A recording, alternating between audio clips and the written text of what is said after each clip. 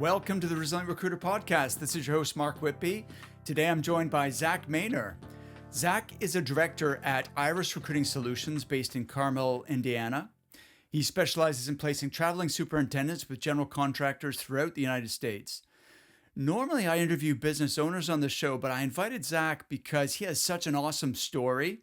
He's only been in the recruiting industry for 6 years, and this year he has absolutely taken off like a rocket with a 4-month stretch billing an average of $100K per month. Zach, welcome. Thanks for being here. Hey, thanks for having me, man. Really appreciate it. Excited about the conversation today. All right, brilliant. So first of all, you were introduced to me by David Reed, Yes. who I've known for probably 20 years. How do you know David? David entered my life probably about four years ago. I was a recruiter at a firm in Michigan, actually, at the time, and he came in as the director of professional recruiting. I was a professional recruiter at that firm, and right away I could just tell that he was a great servant leader, and he bought into what I was doing at the company, and really helped train me and springboard me into where I'm in today. So Amazing. yeah. So, it's a quick story about David. I hope he listens to this actually, because I've got a lot of affection for that guy. He's one of the best salesmen I've ever met, and It is insane. He's sold something like hundreds of millions of dollars worth of staffing services, especially in the insurance and banking industries.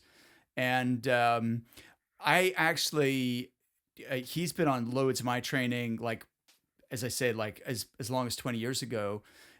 He came to, delivered a workshop. It was like a 2-day workshop for the company that he was the sales director at, called Recruitment Zone, based in Edinburgh. And it was Secrets of Selling Retained Search or something, I called it. And typically in any group, like, there's always, especially if the people haven't chosen to be here, they're told like, you're going to this training, right? So you get some people who are like really up for it and they're enthusiastic, and you got other people who are kind of like, they don't want any part of it, right? And then most people are sort of in between, like they're open, but they're waiting to see what you're gonna do, right? And David is one of those people who he instantly, like, the light bulb went off and he instantly understood the importance of this. And he went out immediately, like the week after the course, he went out and won something like $50,000 worth of retained, search. And the rest of the team was just going, what just happened? That guy just, anyway. So he's a great guy. I'm glad that he introduced us. Oh yeah. I've been on multiple sales calls with him, and kind of just sit there in awe on how he gets people across the table just eating out of his hand. It was an amazing experience working under him, and really appreciate his mentorship. Even now, we still talk, probably every 2-3 weeks, via text, and he checks in on me, how I'm doing. He lets me know how he's doing, and he actually introduced me to a few people in the, I guess, recruiting world. Plowman. Is it Plowman? I believe it's Plowman. Plowman Ivanov. Yep. I've connected with him. We've talked, retainers. He wanted to hear what my approach was on securing retainers, and he's just been a great mentor for me. Always connects me with the right people. All right, fantastic. So, tell me then, what motivated you to reach out to me? I saw your. I'm a podcast listener, right? So I have listened to a lot of your podcasts. Rich Rosen, Jordan Rayboy, Greg Savage, obviously Plowman Ivanov, and I was able to use some of the tips and tricks. With Jordan, it was the planning. Plowman, obviously the retaining retainers. And then I believe Rich Rosen was more about, how to just run your day to day, being specific in what you work on. Don't work on junk.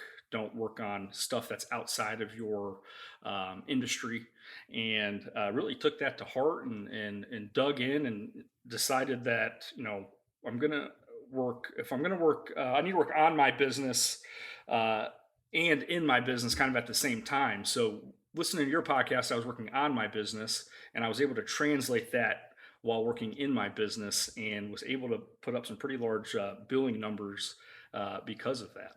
That's awesome, man. That's really cool.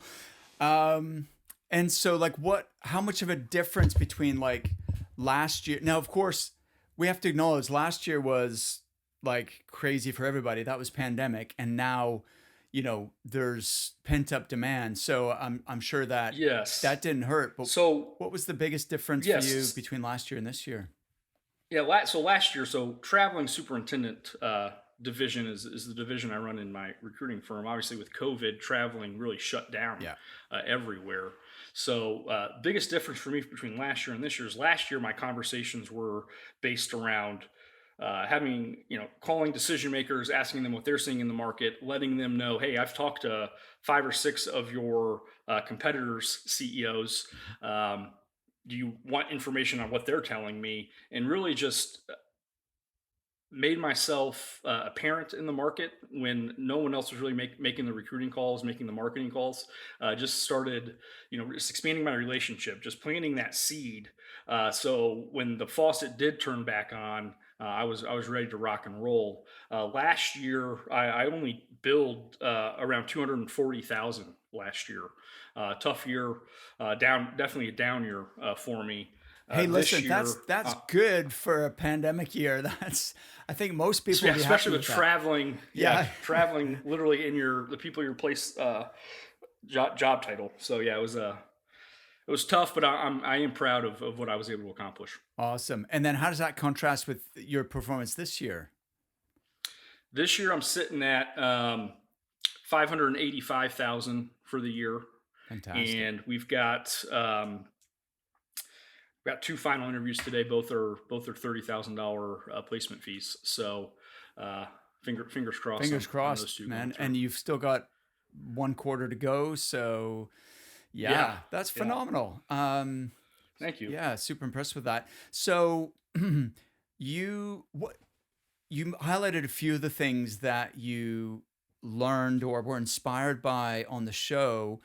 What specifically did you do to implement? Because, and this is, I think this is what really impressed me about you is that, like, I get lots of messages from people saying they really enjoy the show, they get ideas, they get inspiration. But you came to me and said, I am implementing the stuff I'm learning and I'm actually getting results from it. And I was super impressed with that. Like, could you elaborate on some of the things that you're doing differently now? Yeah, so planning's huge. I used to just come to work and whatever hit my desk at the time I would work on. After listening to Jordan Rayboy, and we're part of a training program, so I know who Jordan Rayboy is. I've watched his videos, and then listening to him on your podcast kind of solidified, like, okay, maybe I should start really digging in and listening and implementing some of these things. But for him, it was the planning aspect, and then with some of the other Rich Rosen, it was being specific in what you're working on each day. Don't deviate from traveling superintendents. So for me, I was able to tell some clients, no, I can't work on your project manager opportunity. I can't work on your estimator opportunity. I'm a traveling superintendent recruiter. So in planning and then staying laser focused on traveling superintendents, I was able to start making more placements more often. I was able to start leveraging um, my candidate's activity. Meaning, hey, I send a candidate to 5 or 6 different places. I got 4 or 5 people wanting to interview this candidate, and then just letting the clients know, hey, this guy's got interviews set up with other clients. If you want him, you're going to have to move very, very quickly, and kind of organically, it drove up their price. And it sped up the interview processes, and it's happened all throughout the year. So when you're laser focused, you can actually create demand for your candidate. which I've been able to do. So, making more placements this year, putting up pretty large billing numbers has really flipped a switch on the confidence I have on the phone, and not working on junk job orders, or not working with a candidate who's 50-50 on whether or not they're gonna make a change. I've really dug into getting to the know faster. Are Mhm. you in or are you out? Because if you're out, I got other people to find, other candidates to find to get in front of my clients. And then on the client side of things, like, hey, this is how I work. Are you in or are you out? Because if I'm having to continuously follow up with you to get feedback, or um, you're not moving quickly enough, we're not, this relationship's not going to work. I've got the blueprint on how to hire traveling superintendents effectively. I've placed, I think it's 40, 42, 43 traveling superintendents this year. So if you listen to me, if you want to buy into my process, you will have a traveling superintendent, on your staff within the next 2 weeks after they put their notice in. So it's really helped me on my confidence too. I'm handling objections better on the phone. I'm handling negotiations better. I don't go below 25% anymore. Like, nope, I'm not doing it. Well, every other recruiters we have is at 20%. All right. Well, what I'll do is I'll send you my candidate. They're at 25%. And if they're worth 25%, you'll pay me 25%. And your 20% recruiters, they can just keep throwing crap at the wall all day, but you're going to interview my guy. And when you say that to a business owner, they respect it. They're like, you know what, Zach? I like that. I'm going to work with you. Let's see what you got. Awesome. Hey, by the way, dude, your notes that you sent me are among the best that anybody has sent me. You've got Oh, put a thank lot you. of preparation and detail into this. So I love the statement you made. Confidence changes everything. You're so right. Like, it's a virtuous cycle in the same way as there's a vicious Hmm. cycle, right? If you knock your confidence gets knocked, that affects the quality and the quantity of your activities, which then your results continue to diminish, and then that's a bad place to be. What you're describing is a virtuous cycle. Success leads to more success, and the more confident you are, people respond differently to you as well, and it just, things happen for you in the way you describe. So I love what you're saying. Talk to me more about, um, you've made 40 plus placements already this year, and you've got this kind of very no nonsense attitude, like, this is how I work. Are you in or are you out? you know this is my fee. But you're also confident in your method, your process, and the your ability to deliver as well, which I think must definitely come across in your tone of voice and everything. um, what else have you now? The other thing you mentioned to me that you're doing differently is retainers, because that must be quite unusual in this industry. It is. It is. But it's not as tough of a sell as I thought it would be. Okay. I create so much demand for my Yep. candidates. My clients would get to a point where, Zach, you're sending me great candidates, but I can never hire them. Well, you're not moving quickly enough. Hmm. Client, you got to step your game up. Well, what can I do to, they're actually coming to me. What can I do to have exclusivity on this candidate? Well, you can give me 5 grand up front, and you'll have first right of refusal. Is that something, you want to pursue? Right. Well, yeah, because I want an actual shot at these guys. I'm tired of one of my competitors hiring this guy, or hiring all the guys you send me. So it's really just about creating that demand, and the way you create that demand is the level of candidate you send. I don't send junk candidates. All my candidates have great longevity, have great project backgrounds, are ready to make a move. So when it comes to offer time, um, I also lock candidates down exclusively. Like, hey, if you work with me, give me a week. I'll put opportunities in front of you that you're gonna want to interview for. Story from yesterday. One of my new recruiters. He's only been here 3 weeks. Sent me a candidate. His name's Dave. Shout out to Dave. Um, Sent me a candidate, really good multifamily traveling superintendent. Extremely frustrated with where he was. I got him on the phone, talked through everything with him, and asked him, hey, what other interviews do you have going on right now? He's like, well, I got a couple.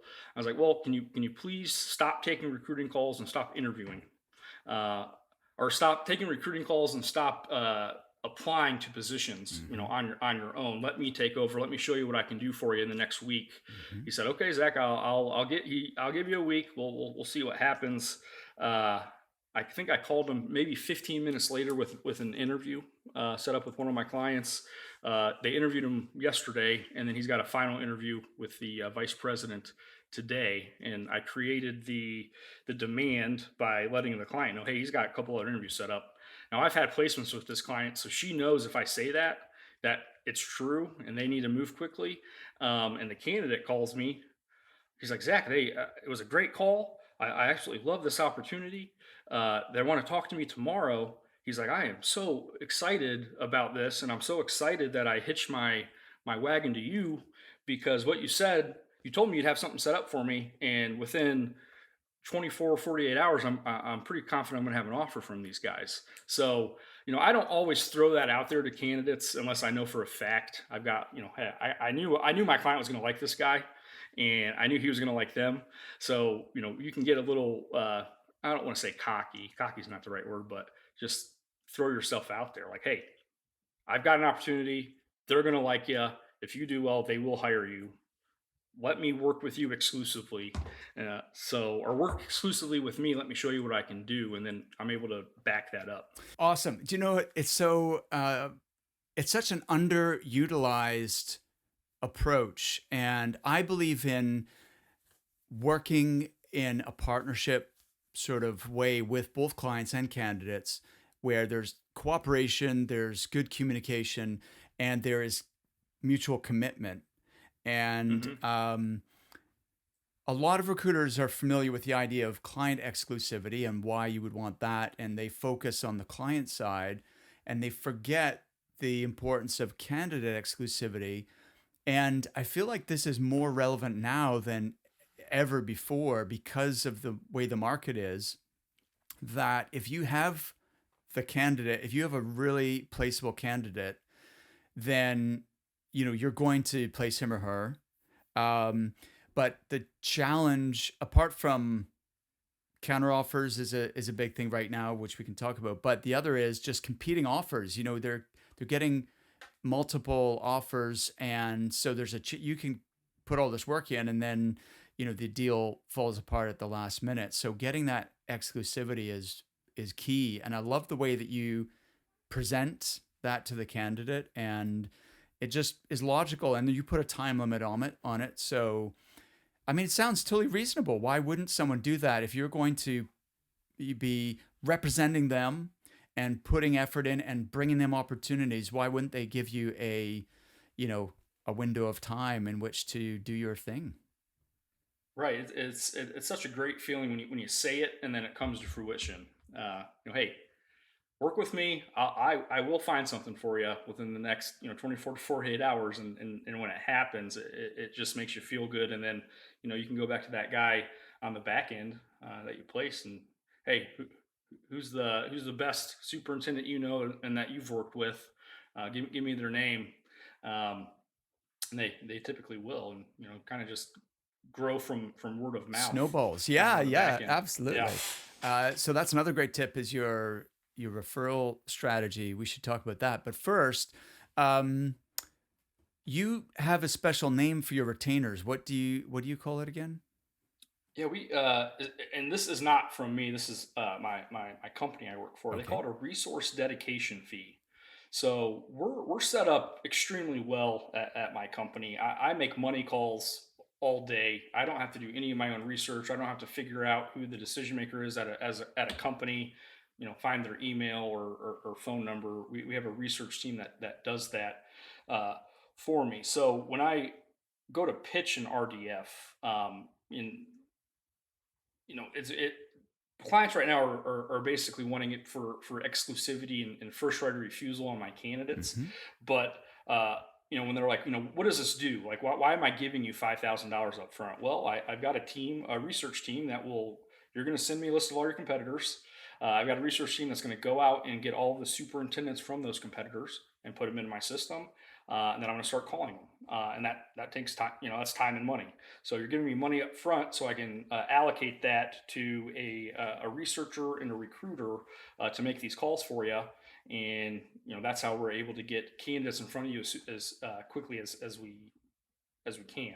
Um, so retainer, kind of has a negative connotation, but when Right. you Yeah, call yeah. it a resource dedication fee, like, hey, I'm having to dedicate resources from my business to work on your stuff exclusively. Yeah. So you've got to pay me for that. It's brilliant. It's just using a different terminology that has more meaning. Retainers, either they don't really understand what that means, or they might have a negative perception of it, right? But by calling it a resource dedication fee, then it it almost, even just by the name, it starts to do some of the selling for you. For sure. 100%. All right. 100%. Fantastic. Interesting. So you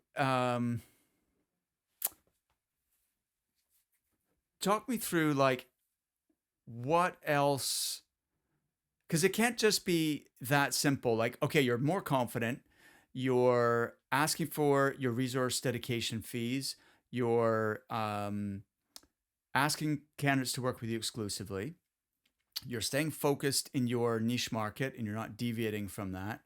um, what else do you think has contributed to your, you know virtuous cycle this year, Zach? I, you know, I work on.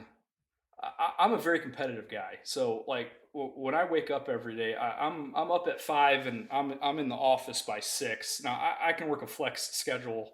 I have a 2 almost 3 year old daughter at home. So Oh, amazing. and I hate driving it and I hate driving in traffic. Right. So I beat the traffic there and I beat the traffic home. But my mindset each day is, I'm not going to get outworked today. So when I get to the office, it's light switch flips on and it's go time. So I'm highly competitive. Another thing that I'm going to put myself out here on this one is I started actually paying my tithes to my church Hmm. earlier this year, Okay. and they get 10% of everything I'm able to bring home, and that has really changed the level level of conversations I'm having and everything like that. One of my favorite Bible verses is those who give shall receive. Mm-hmm. It's a promise. You know it's not those who give might receive. It's hey, if you give back to your church, you pay your tithes, you're going to get some gifts in return, whether or not that's money or whatever. But that's played a huge factor as well. Fantastic. And Hey, can I just speak to that for a second? Because people will only work so hard to get more money, right? And once you're comfortable and you're making, you've got a nice lifestyle, then, you know, having more of that doesn't necessarily, like, you're not going to work twice as hard to make, more money. But if that has a different meaning for you, if that success is about something bigger than you, or that has more of a purpose, then I can see that being massively motivating. oh yeah, 100%. And going back to the confidence thing, Hmm. um, when you're more confident on your calls, you know candidates and clients can tell Mm. that, okay, this guy knows what he's doing. This is someone I want to hitch my wagon to. Hmm. I just think of every sales call I get, every random number I get. I answer all of them. I love talking to those people because if they're good, I'll talk to them. I just think, all right, how am I going to get the person on the other end of the line? I just don't want to sound like another recruiter. I don't want to. I don't want to handle. I love handling objections. I don't want, I tell my team all the time, like, Don't just say okay and hang up. Like challenge them. Challenge the oh, I don't know, or everyone I know is working right now. Well, I hope that everyone you know is working right now in the specific industry, because it's literally the hottest job market in the world and there's so much demand. So actually, that's who I'm looking for. I'm looking for the people who are working. Um, no one's interested. No one I know is interested in traveling. How do you know that? Mm. How do you know that me putting an extra $20,000, $30,000 in their back pocket isn't going to be life changing for them? Let them make that decision for themselves. Just give me a name. All I need is a name, and and then not working on junk. Just not being afraid to pull a candidate out of process just to get to the no quicker and move on to the next thing. Has really been effective for me too. Working on, the more good things you're working on, the more money you make. So Yep. let's weed out the candidates that are iffy. Let's weed out the clients that don't get back with you, and let's spend 100% of our time working on things that are going to get across the finish line. Talk to me more about get to the no faster. Where did you come up with this phrase? I don't know. I just came up with it. I'm not sure where it came from, but if a candidate's being wishy washy, like, hey, client said it was a good interview. What are your thoughts? Hey, I thought it was great. Okay, can you get me your references? Yeah, I'll get them to you. And a day goes by. Hey, are you interested in this? Because if you were, how I feel if I'm going on an interview for a new job and I really really enjoyed it, and they ask for references, it would be over. I would have them emailed within 5 minutes. What's taking so long? What's going on here? Or are you feeling? Uh, you're not feeling it like you thought you were. Just getting to that no quicker is helps you out in the end. If you're chasing someone in the beginning, you're going to be chasing them through the whole process. Yep. So let's get to that no as fast as possible. Hey, Zach, I think this is really important. And I like the way you explain that because recruiters are eternal optimists. And I think you have to be a positive person to be able to, face the setbacks, the disappointments, the rejections every day. But at the same time, um, it's important not to delude yourself and hope that things are going to work out when deep down you have a feeling that there's some, that something is not right, whether it's with the client or with the candidate. Hmm. And we typically waste a lot of time working the wrong jobs and with the wrong candidates. And you've actually made it a philosophy to try and cut that time out so that you can focus more time on the right candidates and the right jobs. So I think that's genius. I actually had a situation. My other recruiter that works with me, his name's Reed. We had a candidate fly out for an interview, and they liked him, and they offered him. And he flew out on a Friday. They offered him on Monday, and we called to present the offer to him, and he wasn't 100% upfront with us on other interviews he had going on.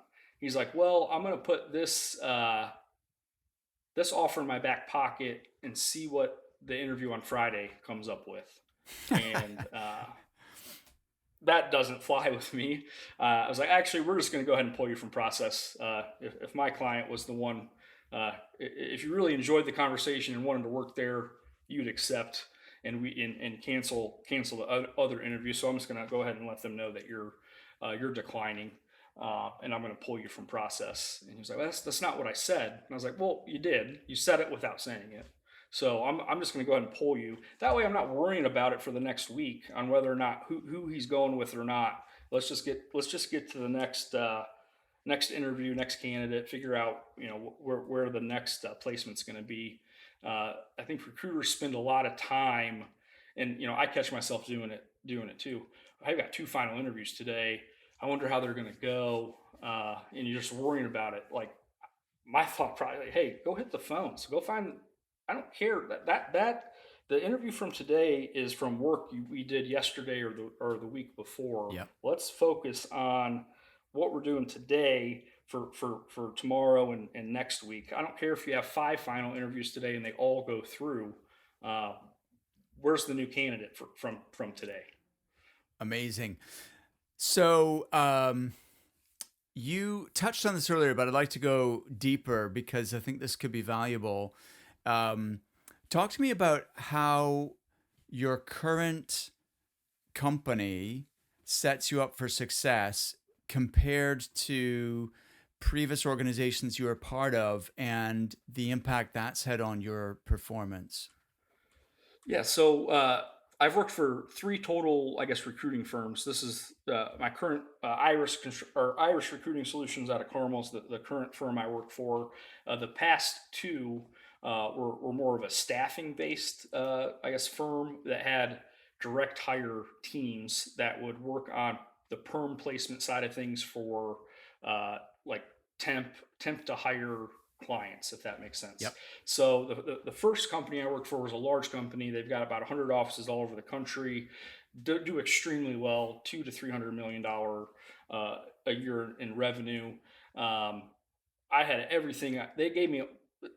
I want to say I thought they gave me all the tools necessary to be successful. They had their own proprietary ATS system where you could literally just go in and put a search in, and people would come up that you would be looking for. And then they also partnered with all the Indeeds of the world and LinkedIn's, and anytime someone applied, you all you'd have to do is open up your ATS for the day, and everything was just right there.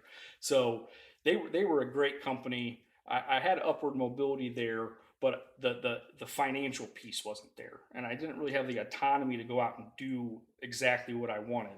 The second place I worked was where I met David Hmm. Reed, and they were more of a startup trying to figure out what needed to happen. And I was so young in my recruiting career at the time, I didn't know what a good recruiting company looked like or what good processes look like or anything like that. So all my time was just spent on LinkedIn. I was trying to hustle on LinkedIn like every other recruiter out Hmm. there. Now at Iris, I'm in a place where they basically say, Zach, you are running your own business within the framework of our business. Hmm. You can make your own business decisions on who you want to work with, what clients you want to work with, what fees you get, guarantees you give, everything like that. It's more of a mindset from their standpoint. Like I see them as my investors. Hmm. Like they're investing in me to go grow my business, and I just have to give them. I don't want to work. I don't want to do payroll. I don't want to have to worry about insurance, the rent payment for the office, invoicing, accounting. I don't want to have to worry about that. So to me, I pay a premium uh, percentage of my commission to them for them to take care of all that. And then on the flip side, they help me grow my business by helping me pay for new recruiters under me to get trained and everything like that. And then on up and above that, they have the processes set in place. Hey Zach, this is how you become extremely successful here. We've got our team, our research team. We've got a marketing team that sends out automatic emails, puts your call plans together. Like it's like almost like a plug and play. If you come in and you're extremely motivated to do well, they have the roadmap on how to do that here. And I'm making money calls all day long. And where before it was like, all right, who's a good competitor from this client that I can get out, or, I can research on LinkedIn. Okay, I found the person, but I don't know their number. I guess I just have to shoot them a LinkedIn message. Where now I've got their email address, I've got their cell phone number, I've got their LinkedIn. We're touching them 4 or 5 different times. And we've just got the process in place. So I really see my two owners, and they're great, Chad and Bill. Um, they're servant leaders. They're like they remind me of David Reed. Servant leaders wanting me to. The more you succeed, the more we succeed. So we think you know how to succeed. You go out and do it, and then we'll coach you if you have any questions along the way. We'll guide you. But this is your business to run within the framework of ours. Go out and make as much money as possible, as much placements as possible. Fantastic. All right, I like it. And you've started hiring people in your team already. So talk to me about that because being a billing manager, i.e., you're managing and you're making placements at the same time, is not easy to juggle. So talk to me about how you're approaching that? Yeah. So I when David Reed and I first started working together, he's like, "Hey Zach, you need to go follow this Greg Savage guy on LinkedIn." And I remember seeing one of his LinkedIn posts was top top billers in your company are not always the best billing managers or sales That's managers, true. and I take that as a challenge. All right, if I'm going to bill at a high level, and I'm going to manage a team. I want to be the best at doing that. So I got to a point in April, May of this year where I was ready to bring on a recruiter to help me support my clients. So I brought on Reed. He was 1 year out of college, extremely green. Just said, Reed, if you buy into this, you're going to do extremely well here. There's opportunity. You have an opportunity to be an account executive one day. Me, I'll teach you how to get there. Um, he came in and he billed. Uh, I think he's over $200,000, and he started in May of this year. Wow, that's phenomenal. So he's just absolutely dominating. And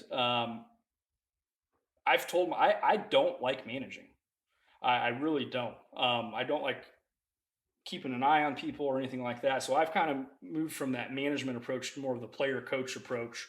Um, I just remember I played football in high school, Hmm. and you know we watched game film. My coaches would, they wouldn't. I mean, I guess they would yell at me. I'm not yelling at Reed, but it's just like, hey, Reed, you did this way. Why don't you try it this way and see if it works? So we listened to call recordings, Yeah. so we can, that's our game film, and we can, really uh, hone in on, specific ways to position yourself on calls and in specific situations. So it's really been more of a coaching role for me and a motivator. Um, More than a management role. If I look back on all the great managers I've had, my current president and vice president, great mentors. David Reed, great mentor. First company, really couple great mentors there. I want to emulate what they've done, been able to do for me, and it's really just servant leadership. Hey, I'm here for you. I want you to succeed. What do you need from me? This is how I run my desk. It's successful. If you do what I do, you're going to be successful. But I also got to give them the autonomy to go figure things out on their own. Um, do Figure out new ways, more creative ways of doing things. But yeah, Reed's been an absolute blessing for me coming in and dominating like he has, and then that's allowed me to bring on another guy. So I hired an old colleague of mine. He's in his third week, and he's got a $30,000 final interview today. So same thing there, just coaching him up on, hey, you can be good at this. You can be extremely good at this. Just follow my lead. If I hear something that you're doing wrong, I'm gonna coach you on it, and just keep getting better every day, and we'll get you to where you want to be financially. Love it. So, what's the structure then? Are they recruiting on your orders and then, yeah, Yes. So you come in our company. You come in as a we used to call it project coordinator, yeah, but we call it a recruiter now. Project coordinator slash recruiter, and basically I set up your day. Hey, hmm, I've got here's information on the client. Here's information on the position. Here's what they're paying. Here's a call plan of 75 superintendents that work for companies that have the same types of projects that our client does. Uh, Here's the email that's going out. Here's the call plan. Here's the follow up email. Uh, bring them to me, and bring me any good candidates. You open, I'll close. So that's where we're at right now with both of them. hmm, But eventually they'll get to a point and be able to grow into an account manager hmm, where they're doing their own business development. And how you make that jump hmm, is that you've perfected the recruiting side of things. got it. You can obviously have a call, do an interview, get all the information you need from the interview. You can do interview feedback. You can write up a submittal for me. you can handle all of the recruiting aspects. Once you get that part locked in, Mhm. we start letting you take your candidates that you find and going out and finding your own clients with those candidates. And then after you bill a certain amount as an account manager, you make the jump up into an account executive where you're running a full desk at that point. Amazing. All right, I get it. That makes sense. So listen, where do you go from here, Zach? Yeah, my you know my goal this year is 800,000. Hmm. I could hit it, could not. I don't know, but next year goals a million. Probably need one, maybe one more. I could probably hit a million with the team I have. Hmm. Ultimate goal over the next 2 years is to be. I believe it's like a $2.2 million biller. If I'm a $2.2 million biller, I W to $1 million, and that's my ultimate goal. Uh, Amazing. So I love that yeah. you know the exact amount for you know that and the time frame for that as well. So you must spend time like really thinking about your goals. Can you tell me about that process? I've just got a spreadsheet Hmm. that I have all my placements on, so I can see where I'm at financially. Everyone in that's one of the cool things about our company. We kind of work on a draw Hmm. slash quota Hmm. basis, so all the account executives know how much everyone makes just based on the amount of cash in they have. Yep. Um, so I just keep an eye on that, and I'm always hearing $1 million bill or $1 million bill, or those are you know the the the cream of the crop in the recruiting industry. So obviously want to hit that, but then I got to think, okay, if I bill a million, I'll make X amount. What do Hmm. I need to build to W to a million? Because I think that'd be a really cool thing to That would do. be cool. So that's just that's the goal. What did it take to get to the point I'm at now, and how do I scale to get to that next level? Yeah. Is really where I'm at now. So I'm actually putting together. I listened to your podcast that just published earlier this week on putting a playbook together and training, and that's the next thing I'm going to implement from listening to your podcast, is making sure that we have a playbook. My team has our core values, and that we're always sharpening the saw for training. And if we continue doing that, add a few more people, I'll be at that $2 million billing mark, hopefully within the next 2 years. Love it. All right, Zach. Well, look, let's do this again like in another year and you can update us on what's happening and Absolutely. the new strides you've made. So that was fun. I enjoyed catching up with you, Zach. Thanks so much for doing this. Yeah, it was a pleasure, Mark. Really enjoyed it.